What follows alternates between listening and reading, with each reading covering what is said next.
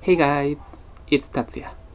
Today, I'd like to share with you from Japan, the land of earthquakes, the ways to predict the possibility of an earthquake. The other day, at around 23:08 Japan time on February 13, an earthquake estimated to be 7.3 on the Richter scale occurred off the Pacific coast, injuring 60 people. The quake hit Miyagi and Fukushima prefectures, and even here in Tokyo, a large tremor was observed. People were reminded of the Great East Japan earthquake that hit the Tohoku region precisely 10 years ago. The earthquake then was quite large, but smaller earthquakes happen several times a year. Japan has the fourth highest earthquake rate in the world, behind only China, Indonesia, and Iran, all of which have many times more land area than Japan. According to some data, 20% of the world's major earthquakes occur near Japan. This shows how much we are living side by side with earthquakes. Living in such an earthquake-prone country, I'd like to share pieces of advice for those who are planning to travel or live in Japan. How to know the signs of the major earthquakes a few days before it happens. This is beneficial information for living in this country, so please hear me out. The most typical sign of an earthquake is a change in the topography. Earthquakes are caused by the Earth's plates activity, and this activity can bring about other changes besides earthquakes. For example, before the Great Hanshin Awaji earthquake hit Kobe and Osaka in 1995, the ground suddenly rose in an area of Awaji Island. Before the 2011 Tohoku earthquakes, a news report was broadcast in Fukushima prefecture that black water flowed into a hot spring that generally has clear, colorless water. Hot springs are related to volcanoes' magma activity, and sometimes the quality of spring water changes before an earthquake occurs. If the news is broadcasted that the hot spring color has changed, you might want to brace yourself. Another thing to keep in mind is to be careful even after an earthquake has occurred.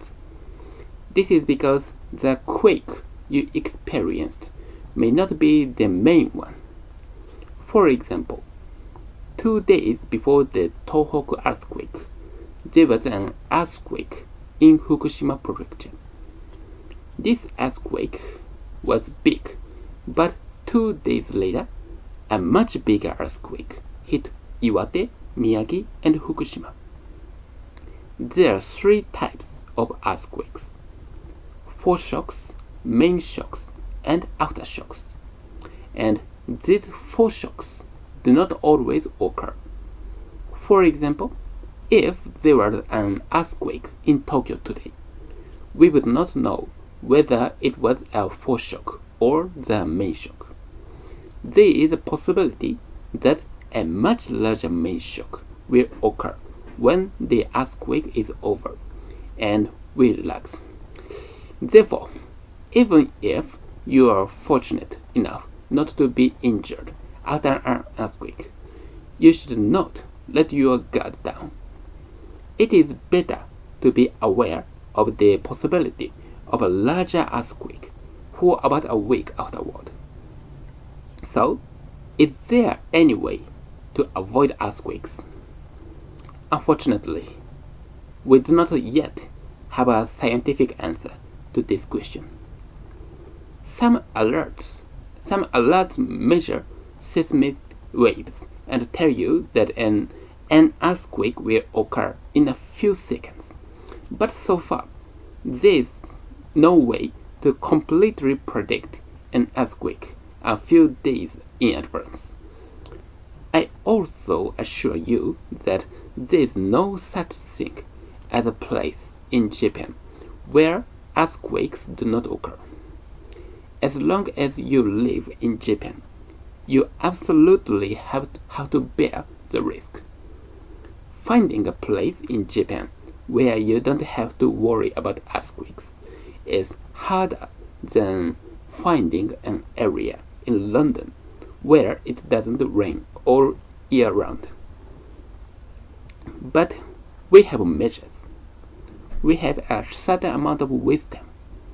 For example, after a significant earthquake, the water supply is likely to be cut off, so we fill up our bathroom with water to use for toilets if the water is cut off, or we keep a flashlight within easy reach and prepare emergency food in advance. Emergency food should be long-lasting and high in calories: rice, cookies, chocolate bars, and dry bread. The Fire and Disaster Management Agency advises us to always have this kind of food and about 9 liters of drinking water on hand. Also, when there is an earthquake, stay as far away from the sea as possible.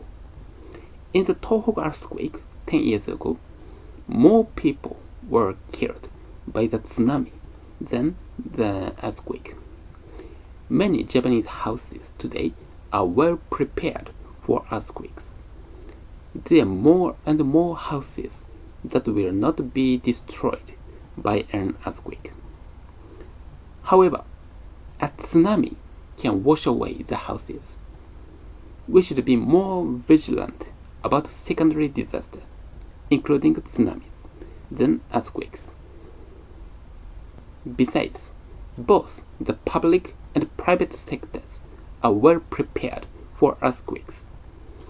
In the case of the recent earthquake, the Chief Cabinet Secretary was providing earthquake information on TV within a minute after the quake. Japan's meteorological agency boasts the world's best technology for earthquake research and can derive the epicenter, magnitude, and possibility of a tsunami in an instant. After an earthquake, turn on your TV to get accurate earthquake information. Some convenience stores also have emergency charging spots where you can recharge your phone even if the power goes out after an earthquake. However, they are not perfect, and you never know if the convenience store near you will have such a charger. So try not to consume your phone as much as possible. Earthquakes are a natural disaster that we cannot avoid as long as we are in Japan. However, that is why we should make efforts to minimize the damage rather than stop it. When you live in Japan, please be aware of earthquake preparedness. That's all for this video today. Thank you for watching. Subscribe to my channel. Bye.